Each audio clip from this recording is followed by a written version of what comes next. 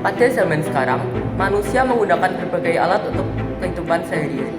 Nah, namun bagaimana perkembangan alat yang digunakan manusia pada zaman dulu?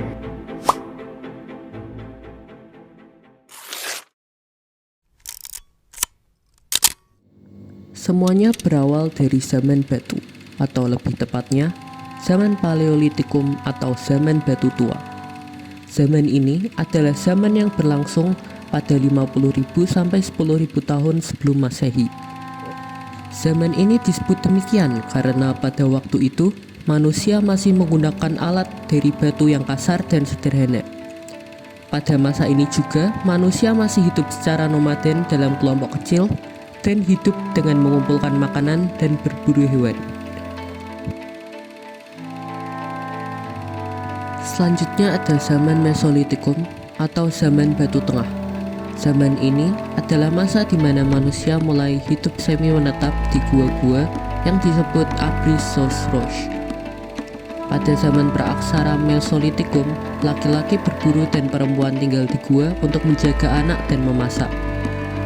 Pada zaman ini peninggalannya berupa Kyokenmodinger yang berupa sampah-sampah dapur atau tumpukan kulit kerang yang ditemukan di sepanjang pantai timur Sumatera. Dan juga Abruzos Roche sendiri yang merupakan gua di mana manusia purba pada saat itu tinggal. Hasil budaya yang ditemukan dari gua-gua tersebut yaitu peralatan dari batu yang telah diasah serta peralatan dari tulang dan tangan. Berikutnya ada zaman Neolitikum atau yang biasa disebut juga zaman batu baru atau batu muda, di mana manusia sudah tidak hidup berpindah-pindah namun menetap di suatu tempat. Pada masa ini, manusia sudah mampu memproduksi makanan sendiri dan peninggalan yang ditemukan pun kebanyakan adalah alat bertani seperti kapak persegi dan kapak lonjong.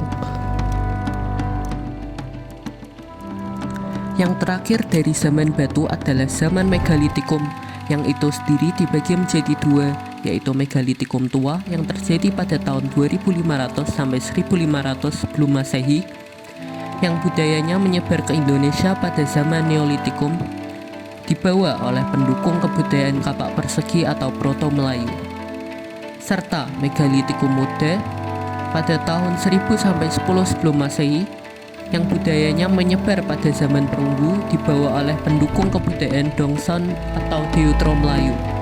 Peninggalan yang ditemukan berupa dolmen, sarkofagus, dan kubur batu. Setelah zaman batu berlalu, ada zaman logam. Yang pertama adalah zaman tembaga.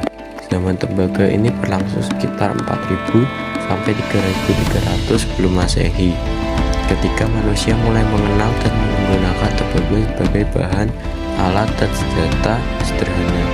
Meskipun alat batu masih banyak dipakai, pada masa ini teknik peleburan logam mulai berkembang, memungkinkan pembuatan logam pertama dalam sejarah. Peninggalan khas zaman tembaga antara lain tapak tembaga, pisau tembaga, perhiasan.